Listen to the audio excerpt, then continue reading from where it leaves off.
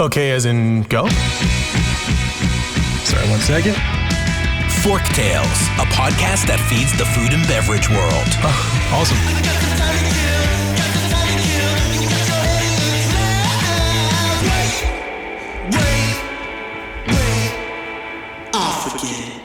Forktales is brought to you by Vigor, a branding and marketing agency for passion-driven, innovative restaurant, beverage, and hospitality brands. Learn more at vigorbranding.com. If you love what we're serving up, please give Forktales a 5-star review on your podcast service of choice. Think of it as a tip for good service.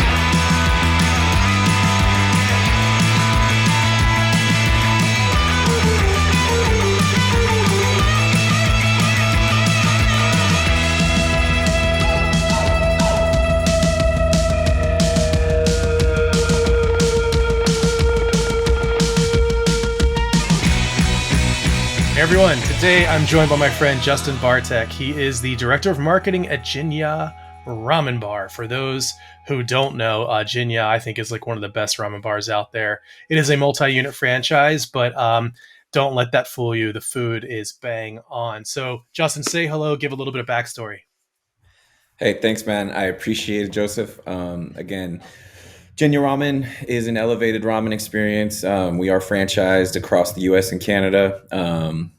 We've got over 40 locations now, and we've got a pretty solid growth plan for next year as well, adding between 15 and 20. You know how it goes with construction and permits and all the like. So we'll see how that goes. But really strong brand in the space. Our founder and CEO, Tomo Takahashi, brought the brand here in 2010 from Tokyo, where he was a successful restaurateur. And now our job is to grow the brand and really, set it on fire and take it everywhere. So it's been a nice challenge.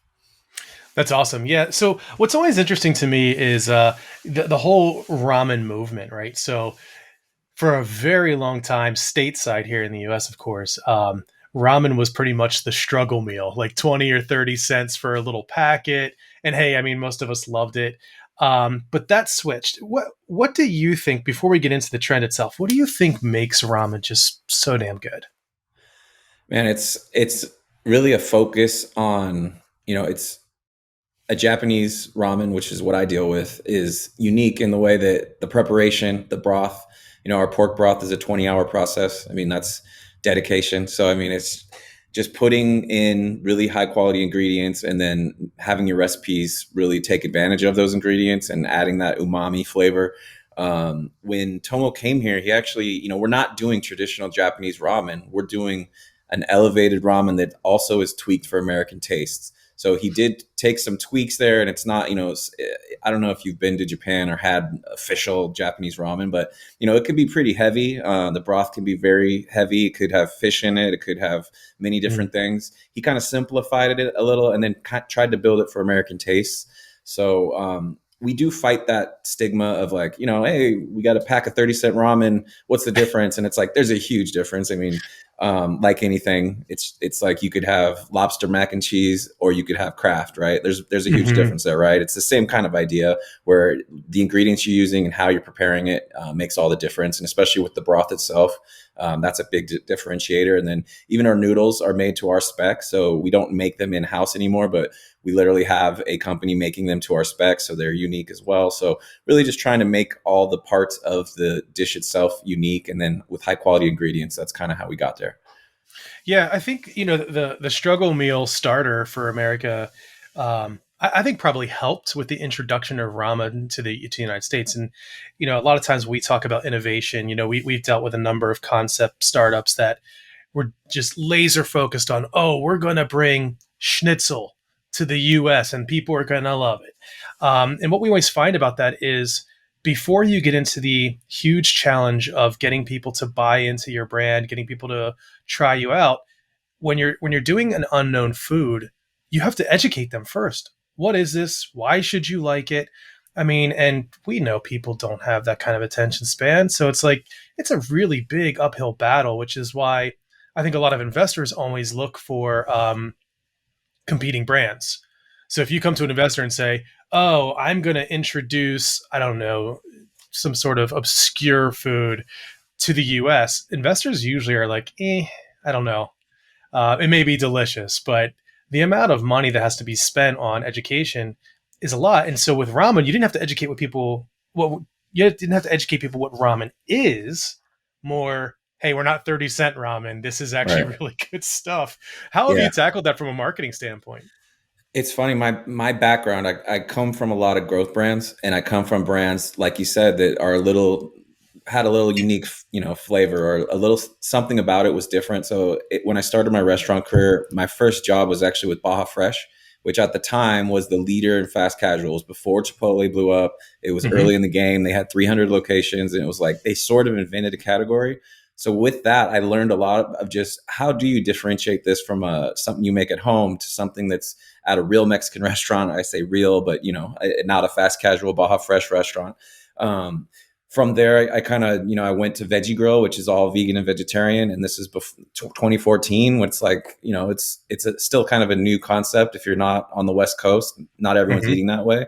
So learning about that style of food, learning about that customer base, what sets them off, what do they like, and they all have different causes in that world where it's like, I'm just taking care of animals, or I'm eating healthy, or I'm doing this. So you learn what are these triggers, and how do you kind of attack that in a marketing way of like, how do I give them that feeling of like they own it, because they all think they do. So that was another learning. And then I went to Halal Guys, and it's like they are inventing a category to this day where it's like if you've been to the cart, you understand that experience. But trying to sell that to middle America was also, a challenge. So in my career itself, I've kind of dealt with this everywhere, and I've Mm-hmm. learned a lot. But what it really comes down to is the best marketing is word of mouth, really. I mean, our customers are telling people that about the experience, about the look and feel, about the taste of the ramen, and they're doing the best job. They're doing a better job than I ever could.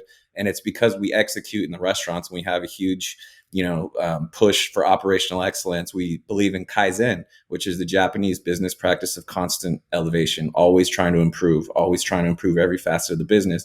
And when that's your marker, and your CEO and founder pushes for that, it allows us to try many things, and it allows us to kind of do things in different ways where he's open to it, because as long as we're trying to elevate the business, that's what he really strives for and what wants us to do. So in my experience, I just kind of lean in on the guests you already have, and hopefully they'll, keep telling people. But our sales are very strong, and I think it's working, but it's just touching the right person at the right time, kind of getting it in front of them at the right time. That's what I try to work on. So obviously a lot of digital marketing there, and really trying to, figure out who is the customer, and then hit them, where they want to see us, so that's kind of been the challenge and what we're trying to figure out. Yeah, there's a lot to unpack there. I mean, of course, food has to be good, and I think in Jinya's specific case, the food is really good. So that sparks some word of mouth. But do you seed guests? Is there a request to talk about it? Like, are you say, hey, if you loved this, check us out on Yelp or drop a review? How do you spark word of mouth outside of hope? Yeah, it's kind of, we've designed the menu in a way too where there's tapas items on there. There's a lot of different things you can try. So it's not just ramen. It's not just one thing. It can kind of work for a lot of different folks. And then the other part about it is we've kind of tried to make it about craft beer, tapas, and ramen. So it's like there's a lot of lanes there. In our new build outs, we've got, bars, full bars with TVs in there. So we're kind of getting into that space of the happy hour crowd a little bit, trying to market to those folks. So I look at it like, just trying to define who the customer is. And then from there, once you have that definition, then putting the resources to where those folks are. So a lot of Instagram, of course, a lot of display, a lot of, Google SEO, of course. I try to have an always on strategy and do it hyper locally. So every location is developing its own digital audience. So we're figuring out that like Tulsa, Oklahoma is a different customer than Atlanta, is a different customer than Southern California, right?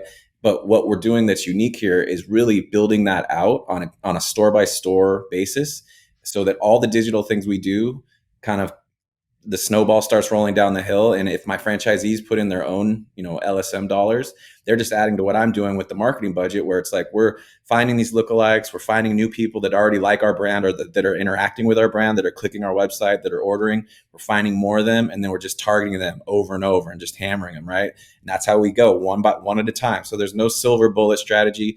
There's no like we can do this one tactic, it's going to work. It's like define who that customer is in that local audience, and then find more of them. And that's what we've been doing this year, and it's working very well. but it is a process, and it takes time, and it takes more dollars, and it grows on itself. But that's how I've tried to attack it, with tools that, can kind of do more than one thing. Like for me, it's a very small group here. We've got about 12 to 15 people in our office.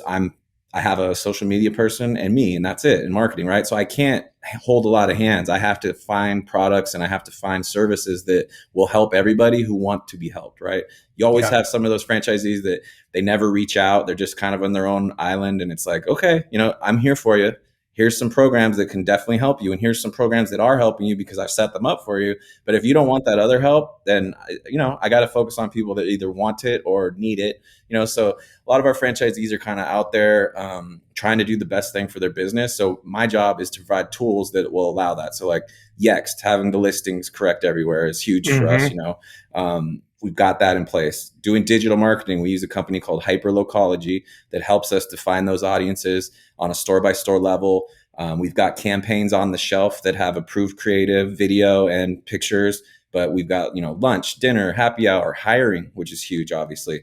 Oh And yeah. Yep. off the shelf, these guys can just say, "Hey, I want to spend $300 this month. Here, I pick the creative. It's a 3-step process. Put in the credit card number. Boom. You start building on what I've already started building for you, and all you're doing is adding to that for your business." So that's how I've tried to attack it, where I can help you, but also help yourself. And it's Yep. working well so far. We've got PR partner Champion, which does a ton of work in the space. They've got a lot of brands like Raising Cane's and other folks out there where they're on it too. So we're out there in the media. I mean, you probably see me on LinkedIn. There's always something out there going on. We've got new Yeah. stores Yeah. coming. We've got menu refreshes. We did a deal with Impossible Foods to go back to the menu. It's like we're trying to elevate that menu and keep that as well with the partnership with Impossible. We switched out all of our vegan meats. Now they're Impossible. So with that comes their name. We can lean on their Yeah. brand a little bit with that and kind of build new things. And Tomo is always about, he wants to be on that cutting edge. He's kind of a bleeding edge guy. He's a Hmm. visionary. He's a CEO who doesn't have a desk in our office. He kind of comes and goes, but like the final decision is his. And we just try to bring him innovative new things, and then he'll run with it if he wants to. If not, we'll find something else. That's my job. I find the partners, I find the partnerships, and then we just make it happen. So it's kind of a team effort for sure. Yeah. I love it. I think that's where a lot of, especially new franchises, go wrong. Is they have their operational systems together, usually, mostly, and they have the logo and some things like that, but then they lack the tools, and they underestimate how important it is to have those marketing tools in place and those marketing efforts working like a machine. And so what you end up seeing is you see people struggle to build those tools, and in that struggle, I mean, the minute a franchisee can wiggle, they will. The minute they sense a weakness in the system, they'll grab the bull by the horns, pun intended, and do it themselves their way. And that is a horrible way to start a relationship or even try to get it back into line, because they just start stampeding. And next thing you know, you have out of control franchisees who don't trust you. Right. So it's great that you have those things in there. And I can't underscore enough how important it is to truly think local at all costs. So, I think you and I may have talked about this when I was out there, but I remember a few years back, Ford Motor Company launched a bunch of ads here in Atlanta, and had a pretty picture on Instagram. It's a Ford on a highway. I think it may have even been the Atlanta skyline. Good for them. Good enough, right? Except the caption read something along the lines of, when you're stuck on the 85/75 and and yada yada, it feels good to be comfortable, or something like that. And for most people that's pretty innocuous, nothing to raise flags about there, except for one word: the. Right. In Atlanta, we don't call it the 85/75, and it is a hallmark of West Coaster. And it's like, Yes. yeah, and the comments showed it. Hundreds of comments, like, obviously your California agency didn't do research. And so being local Yeah. is tough, and it's nuanced. So how do you approach that? Yeah, man. Guilty as charged. The 405, the 101. That's me all day. So I get you. Yeah. Really, what we're Well, trying to and do. it could flip too, Yeah. right? Like Yeah. if an Atlanta agency tried to write for California, it would not. You know what I mean? They would need to know that nuance. Yes, 100%. I would say, how I really try to attack that is instead of getting granular and saying, okay, what's different about these markets, I just try to let the data tell the story, because it's honestly, we're in so many markets. Like I can't visit them all. I can't talk to the owners enough. Like there's not enough I can do to really understand that. So I really try to let the data, tell the story and kind of guide us. So, we're figuring out, like, we thought, that our age range was, 18 to 35. Like that's our target. We're going to hammer these people over and over. But then we find in Nebraska, in Omaha, or in Bellevue, Washington, maybe it's a little different. Maybe it skews a little higher. And so we kind of try to follow the data and let that tell us, who is this customer, who's clicking, who's doing this. That's one way we attack that. The other way is, you mentioned about trying to keep everything uniform operationally, and not letting franchisees run wild, as you say. We have pretty good controls in place there. And what I've found is funny. You're exactly right. If you're not communicating with your franchisees on the why, they can go rogue very easily. When we came here, we have a new executive team as of literally January 2020. Our COO started. I started in February. Our director of IT started in February. Director of training started in February. Right? We're a new executive team pretty much. When we came here, we had to kind of on the fly diagnose what are the franchisee issues. How do we fix them? Right away. We want to start with a clean slate with these guys, but let's hear them out. What were the issues? What was going wrong? Was it a supply chain issue? Was it this? Was it that? We'll figure it out. So we came in with that mindset. And then I think just honestly doing the work is how we got, to where we are now, where it's like we're signing new franchisees. A real, thing of health in the franchise world. Are your current franchisees building? Have they quit, or are they actively investing? They're investing now. We've got these guys that have been here 7, 8 years, more stores. We've got a guy in Houston who has 8 locations. He's about to build another one. So it's like, these are signs where it's like, when I got here, they might have been the loudest, squeakiest wheels. Now they're building again. So it's like, That's great. having to build that trust is really what it was all about. And for me, it was really difficult because I've only been to like 2 markets. I've been to Atlanta and I've been to Charlotte. Because of COVID, we couldn't travel. There was no reason for me to go out there, but it's like, I still haven't met a lot of these guys face to face. I haven't sat down in the same room with them. Everything's been email, phone calls, and Zooms. But like, how it is when I met you in person. That's different than doing this. It's like, it really, Absolutely. you can kind of understand people in a different way when you're in the same room. You can kind of get down to the brass tacks, if you will, of what is the issue. Let's figure it out face to face. We haven't had that, so it's just an extra challenge. But what's great here, it's like that Kaizen attitude. It's like, they know we're trying to push and make this stuff better now. They know, that our, if you will, our heart is in the right place. Like, we want everyone to succeed. And I've found that, if these guys follow the blueprint, which is literally our store in Studio City, which you've been to with me, that store hit its all-time sales record last Monday. Did $17,000 in a day with 0 alcohol sales. We don't have a bar there. So it just shows, like, if you follow this format, it works. It might not be easy, and it might be pain points, and you might have to do a little extra, but like, if you follow what we're telling you, it works. And it's been proven out. We've had that restaurant 11 years and we hit the sales record literally last week. So it's like, we're elevating, we're trying to do what we can there. But really, if a franchisee just follows along with the program, they're going to be successful. When they start straying off of it and trying to do their own thing, or unapproved signage or unapproved deals, or getting into the POS and trying to change the key, all this stuff that they do, right? Just follow the program and you'll be fine. Like, we've proven it. So that's what I tell the new ones, and what's great, the new ones buy right in. Oh, great. Okay, let's do it. We just opened in Charlotte about a month and a half ago. Killer sales. It's just a great market for us. They were really waiting for us to get there. And it's like, those people are going by the book. What do we need, team? How can we get this? How do we do this? And it's just, it really does work. And then you have some try to short it. They try to cut corners. They don't want to spend the money on the marketing. They don't want to do PR when they open. It's like, guys, like, this is proven. We've done this before. If you don't do these things, you're not going to be successful. If you do these things, you will be successful. So that's kind of how we try to attack that. Yeah, it's almost, I think there's a lot of work that has to be done in franchise sales that oftentimes isn't done.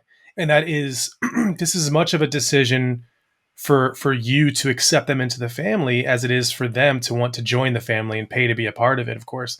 A lot of times that work isn't done because it seems to me like if someone wants to be a money saver, it's probably a bad fit, especially when there's a system so well put together as Jinya. I always make the distinction. There's money savers, there's money makers. If you want to Right. save money, go to a bank. If you want to make money, you have to do marketing. You have to focus on operations, and you have to be willing to, like you said, put in the work and sometimes the hard work, because the hard work that's what everyone else won't do. And that's, I think, what separates, the bull from the calves. I don't know. I'll just make more bull puns. Why not? So how do you spark what maybe I would call constant reinvigoration? So you mentioned you had franchisees that were maybe not building, and now they're building again. What did you do to start to instill that excitement around the brand again?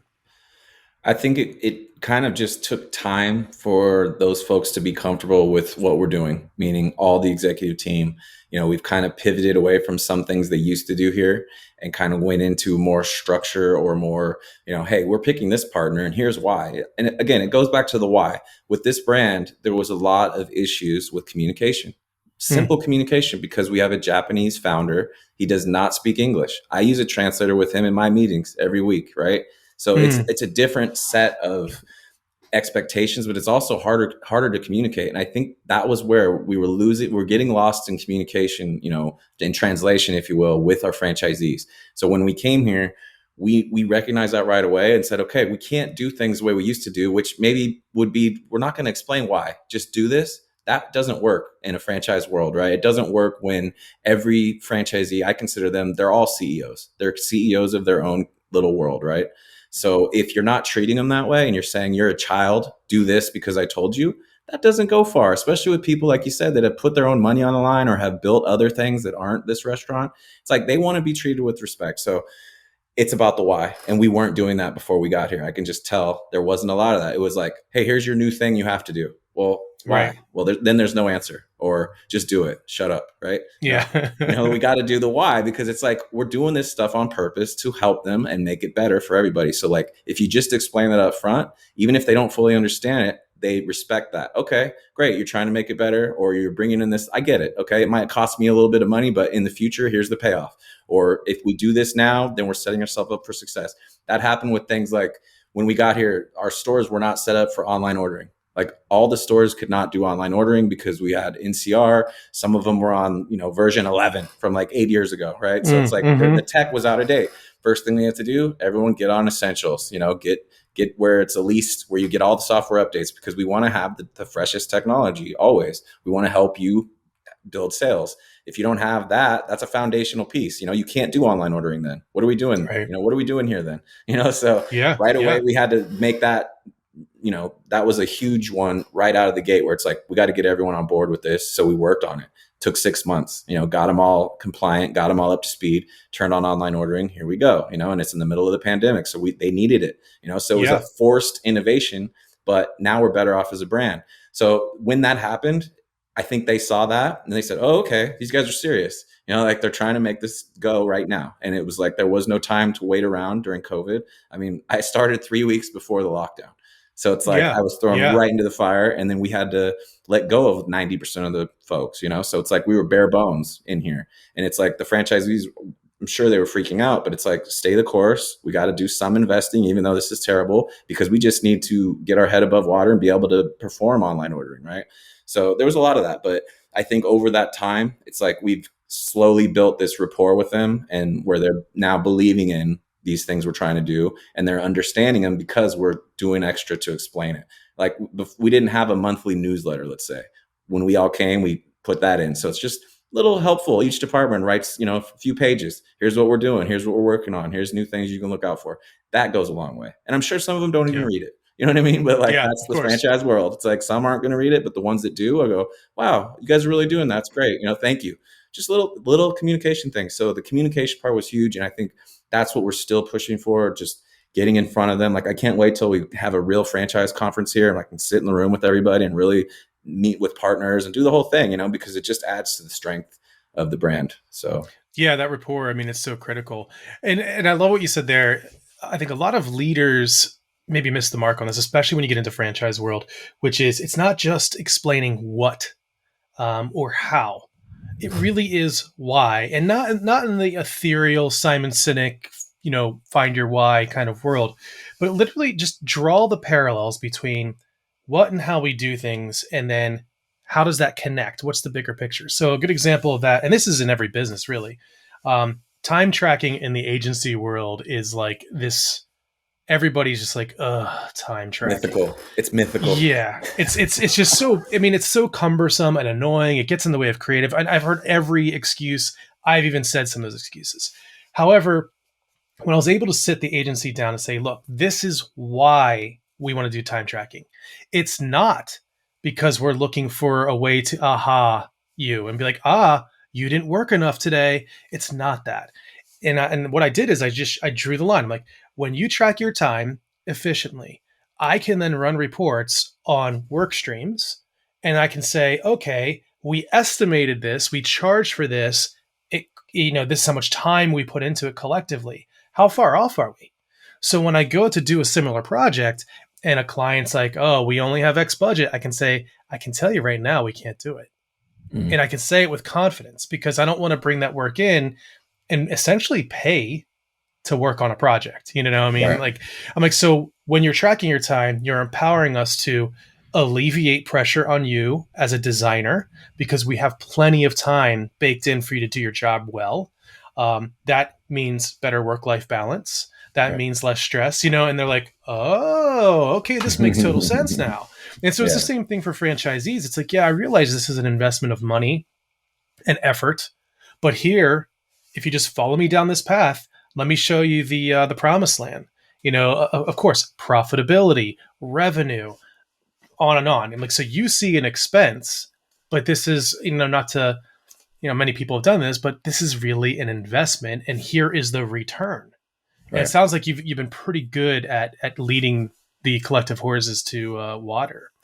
Yeah. So one thing that was interesting to me about Jinya is not just how good the food is or even the experience, and of course the marketing guy's pretty rad. It's to date, there's many ramen places out there that are doing a great job, but Jinya has somehow gotten to that multi-unit level. Why?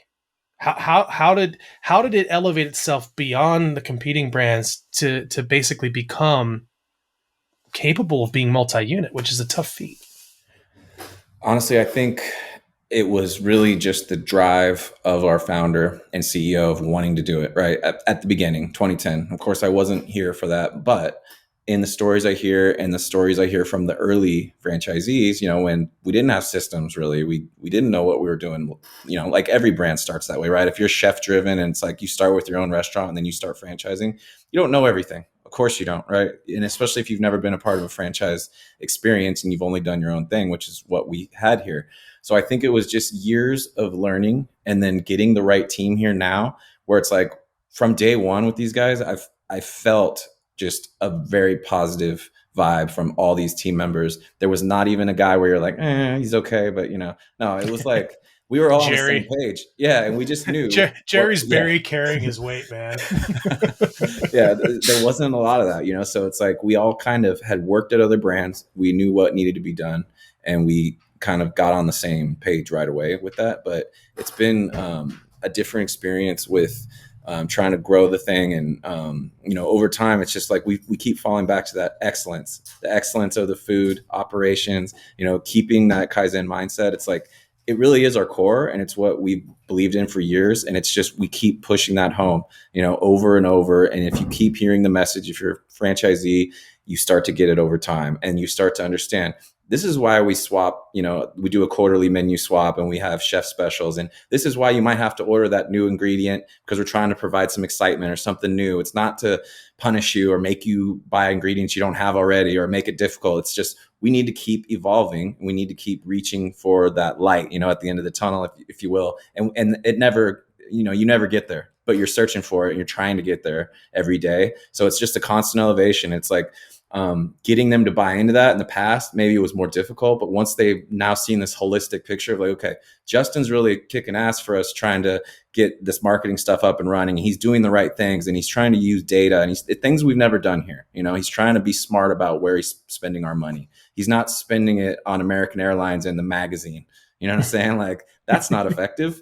Like, and when I came here, they were doing that, right? So it's Oh like wow. they trust me already because I've already been putting in these things and I've been talking about it. I've been very, communicating with anyone who wants to listen. This is the why. This is why I want to do this. This is why it works. This is my experience. I've already used these tools at other places. This is why you do it.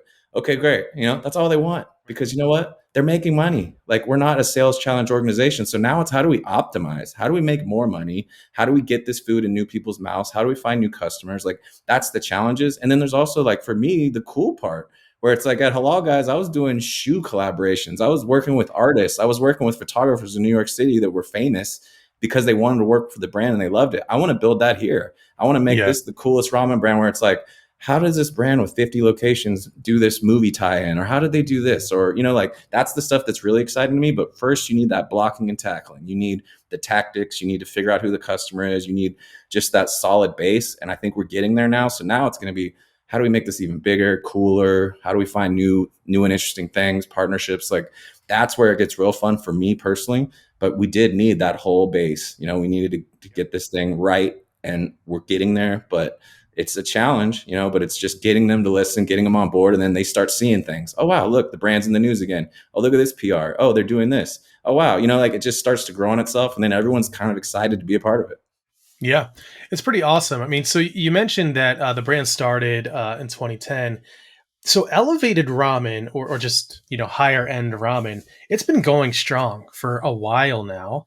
Do you think it's showing any signs of slowing, and or is this like superseding trend and becoming a part of an American diet mainstay, which is a huge? I mean, that'd be great because I mean, what do we have? We have hamburgers, pizza, Right. tacos, or slash Tex Mex, chicken. You Yeah. know, Well, that's do you I think could say ramen's this. there?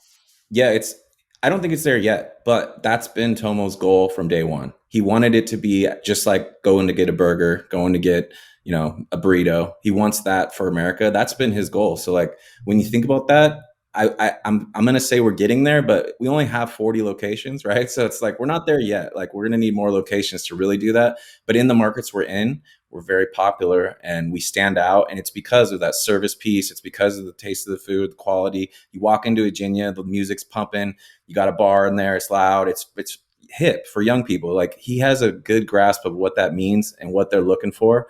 And we really just try to execute on that, right? So like keep it fun, keep it fresh. If you go into our stores, the design is amazing. I mean, we're using high quality finishes in there. It's like when you go in there, you're like, wow, this is elevated. You feel it right when you walk in the door. It doesn't look like a ramen mom and pop shop at all. It has a different vibe and they're all that way. And, unique designs. We've got even our geisha that's on every wall at every Jinya. That's a part of the brand. It's part of the culture. It's just, an elevated experience isn't just the food, it's all of it. So we've kind of recognized that and our franchisees have bought into that and they understand like, okay, these chairs might be a little more than you're using at your other brand that you probably have, right? Or this table or these finishes might be more expensive, but the payoff is at the end when our customers come in, they see it, they love it, they keep coming back, they want that experience over and over. So it's really worked and it's Tomo's vision that's got us there, but now it's like we're trying to fire on all cylinders and up every part of the brand, not just the menu, not just the marketing, not just the inside look and feel, but like all of it. Let's get even better franchise partners that have done this before, that really want to grow. Like all these things are going to snowball because they see the elevated experience. And to your point about, about investors and things like that, or trying to push a category out there, we found that actually, especially landlords really love our brand because it's unique, because we show you Mm. the AUV and then they go, oh, wow, this is something I don't have in my portfolio. So it's actually helped us to kind of built this to this point, and now we're getting into these even better real estate scenarios as well. I love it. Yeah, I mean everything just builds upon the next, and I think that's what actually makes it hard to do a turnaround too. Is when you come in, you're like, okay, everything is messed up. Where do you even start? But that's great that you and the new folks that were hired were able to identify at least the things in your lane, but then collaborate is what it sounds like. And it sounds like there's just a lot of upward momentum for Virginia. Kind of excited to see where this brand goes. Yeah, man. It's been fun so far. It's funny. What I do, dude, I just believe in myself. Like I know it's gonna work because of the force of nature. I'll just make it work. If I can't, that's okay too. Maybe it's not the right thing or maybe something was off, but like I just believe in, when I go somewhere, it's like I like working with these brands that are exciting, that are new Yeah. category, that are out there on the bleeding edge, if you will. Like that's what's exciting to me. It's like if I had to go work at McDonald's and be some, peg on the, board, doesn't sound very fun. I like working directly with CEOs and upper management and really being a part of it and like helping really guide it, because at this point in my career, I've seen a lot of things, and I understand what I really understand is people. Like that's what I've come back to. It's like the relationship building, listening, that's what I'm really good at, is Yeah. relationships and listening. Like that's what I'm good at. That's what my mom used to sit there when I was a kid, and there'd be one of her friends over, after school, and I'd be jealous because like she's sitting there talking to my mom and I'm not getting any attention, but my mom was a listener. Everyone would dump their problems on my mom, and just from osmosis, I would hear this. And it's like, it kind of shaped my personality in a weird way where I didn't mean for it to, but like, I know how to listen to people, and I can take what you're telling me and then help you or try to make it better. Like that's really what it's about. But really the relationship part is huge. And I don't think enough brands and businesses focus on that. They're always focused on the bottom line or sales or whatever, but the relationships will get you there. So it's really a part of my DNA. Yeah. Yeah, it's such I hate to say it, but it's always a byproduct, right? And I say that all the time. Like, of course we want sales. Of course we want a successful business. But the means to the end is not driving towards that. It's all the things that you do that's on the other side. That just comes out the other side. You have to do all the other stuff first to get there. So it's pretty great. I mean, I love what you shared so far. One big question, final question, is it's your final meal on planet Earth. What are you going to eat? Is it with a specific restaurant or is it just a specific food? And why is that your final meal? Man, that's the hardest question probably Of ever. course. But I would say it might not be a specific meal, or maybe it can be, but like I'm a huge Mexican food fan, obviously living in SoCal for most of my life. My wife is Mexican. I think I told you that, but like the home cooked meal from her aunts, they make this green salsa that goes on enchiladas. That is like literally my favorite thing. Like during Christmas, we'll make 200 of them on, big platters, and then we'll take home a bunch and like you eat that for a month kind of thing. Cause you have so much extra. That's literally my favorite. And it's very simple, but it's just like that kind of home cooked meal, like whole beans on the stove, like making your own rice, like all that real Mexican food that you're doing at home. That's my jam. And especially if you can make your own tortillas, now we're talking, flour tortillas for sure. Like that's it for me. So it would be a home cooked Mexican meal, probably from my wife's, aunts. Like they're just amazing. They learned that from grandma. She probably learned it from her mother, like that kind of thing it's hard to find, but out here there's a lot more of it, obviously. But I think that would be it for me. I love that. Yeah, I was just in Pennsylvania a couple of weeks ago, and I was able to carve out a little bit of time with my mom. So we hopped over to my aunt's house, and she made a Puerto Rican dish called pollo guisado, which is essentially like a chicken stew. And there's so many layers to that. And when it's done right, it is just so good. Over top of rice, like forget it. It's amazing. It's better than red beans and rice. It's just next level. And so next time you come out, I'll take you to a spot. It's called La Colonia Publica, and all they do is fideo, and it's your own ingredients, and it's so killer, man. Like they must spend all day on that broth, but I'll take you there. You'll love it. It's really, really good stuff. I'm into it, man. I love it. Well, that's great. Hey, Justin, thanks for sharing a little bit of insight on how you've been manning the helm at Jinya. I'm excited to see what's next for the brand and you. And I appreciate you taking the time out. Definitely, man. I appreciate it. Thank you. If you love what we've served up, please follow us at Vigor Branding on Instagram, LinkedIn, YouTube, and Medium. Forktales is produced by the team at Vigor. Audio and video post-productions provided by Zencaster. Music performed by Jet Trash and licensed through musicbed.com. Joseph handles his own hair, makeup, and stunts. Copyright 2003 to 2021, Vigor Graphic Design LLC, all rights reserved.